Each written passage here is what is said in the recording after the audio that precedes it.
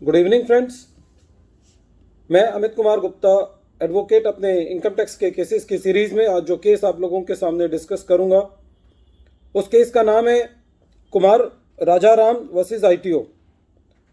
ये केस 2020 में डिसाइड हुआ और मैटर 423 आईटीआर पेज नंबर 185 पे रिपोर्ट हुआ। ये मैटर मद्रास हाई कोर्ट ने डिसाइड किया। केस बहुत इंपॉर्टेंट है कैपिटल गेन्स की कैलकुलेशन के लिए। जब भी एसएससी अपनी प्रॉपर्टी बेचता है तो कुछ ऐसे खर्चे कई बार एसएससी को करने पड़ते हैं जिन खर्चों के किए बिना एसएससी उस प्रॉपर्टी को जो प्रैक्टिकली नहीं बेच सकता,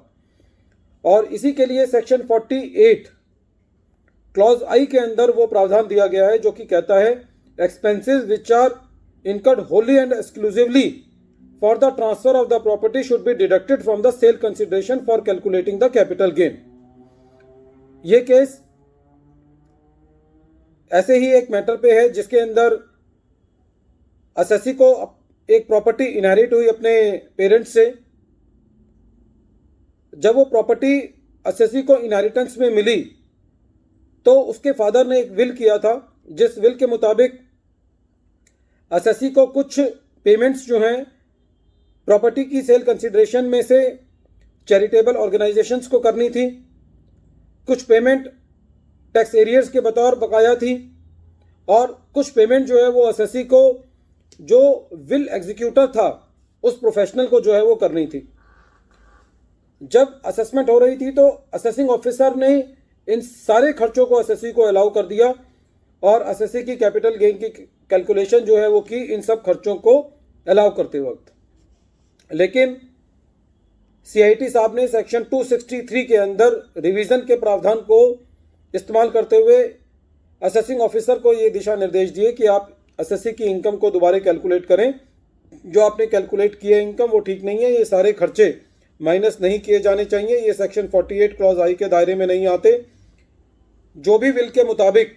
एसएससी ने चैरिटेबल ऑर्गेनाइजेशन को डोनेट किया, जो भी टैक्स एरियर्स की पेमेंट करी, और जो भी एग्जीक्यूटर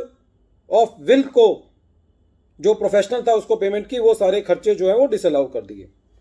एसएससी जो है वो सीआईटी के ऑर्डर के अगेंस्ट 263 के ऑर्डर के अगेंस्ट जो है वो आईटीएटी में अपील में गया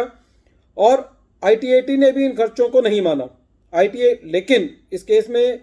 जो इंपॉर्टेंट बात यह है वो ये है कि आईटीएटी ने इन खर्चों को इसलिए नहीं माना कि आईटीएटी ने कहा कि इन खर्चों के एविडेंस नहीं लगे हुए, लेकिन एविडेंस फाइल पे थे। आईटीएटी ने से क्या एसएससी को किस वजह से उस आईटीएटी ने ये रिलीफ नहीं दिया, वो ये था कि भाई आईटीएटी का ये कहना था कि एविडेंस नहीं है। लेकिन जब एसएससी जो है वो आईटीएटी के इस मैटर के अगेंस्ट हाई कोर्ट में गया तो हाई कोर्ट ने ये कहा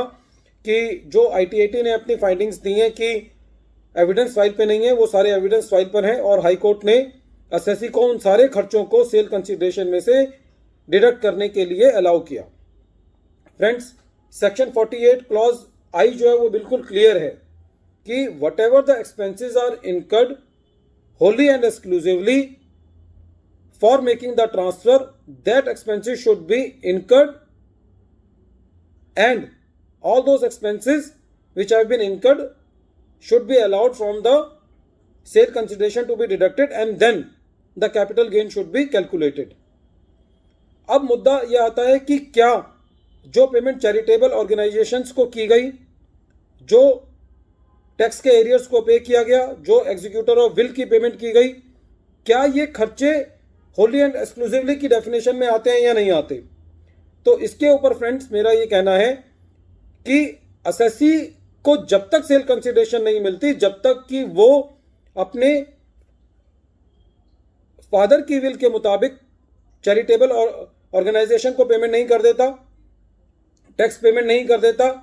और जब तक जो है एग्जीक्यूटर ऑफ विल को पेमेंट नहीं करता, तो एसएससी जो है वो इस प्रॉपर्टी को बेच करके इसका सेल कंसिडरेशन नहीं ले सकता था। तो it is a direct case, इसके अंदर कोई ऐसी इतनी बड़ी लिटिगेशन की ज़रूरत नहीं थी जिसके पीछे 263 किया जाए। बहरहाल